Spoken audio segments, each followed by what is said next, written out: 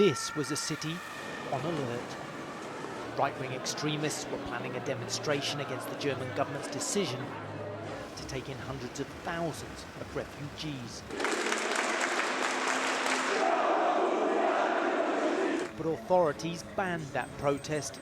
Instead, crowds turned out to welcome refugees to Hamburg and rally against neo-Nazis.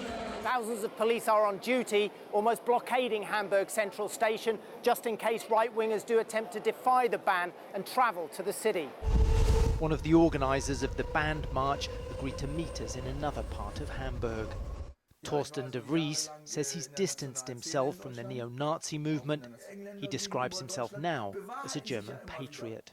Weil Deutschland tatsächlich sich schwer tut, einen Mittelweg zu finden. Germany always finds it tough to take the middle path. We always go to extremes. That was true of the Nazi Party and East German communism. And we're seeing it again with refugee policy, he says. Germany takes its own path and wants to force the rest of Europe to follow it.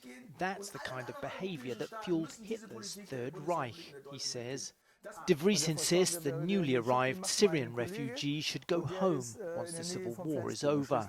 If immigrants have been here 50 years, you can't send them back, they have roots. But if there's been a war like there was in the Balkans, for example, and everything goes back to normal, then they should go home. But the problem is refugees come and never leave, he says.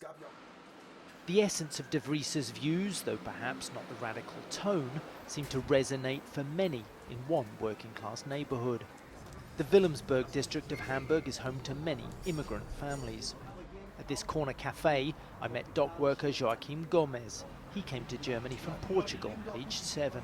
Die haben überhaupt keine Kapazität, so viele zu nehmen. Germany doesn't have the capacity to take in so many people. It's simply too many.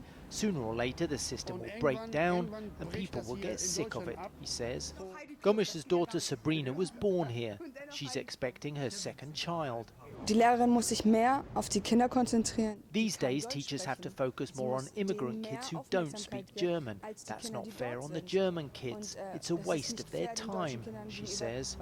Her friend, Natalie Riveros, is German and married to a Chilean political refugee.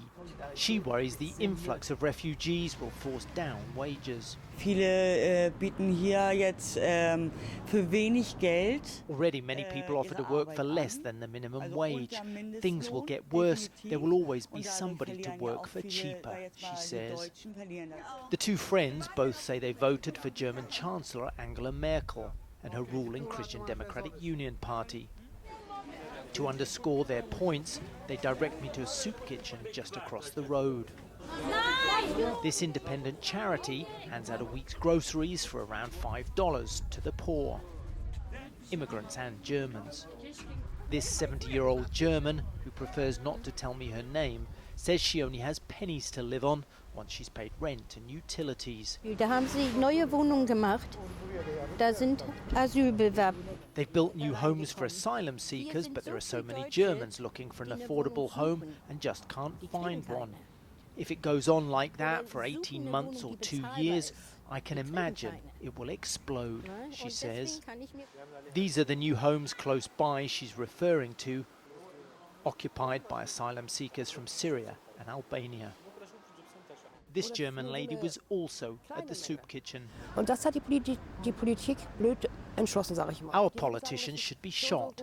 They should oblige other countries to take a fixed amount of refugees, whether they like it or not, she says.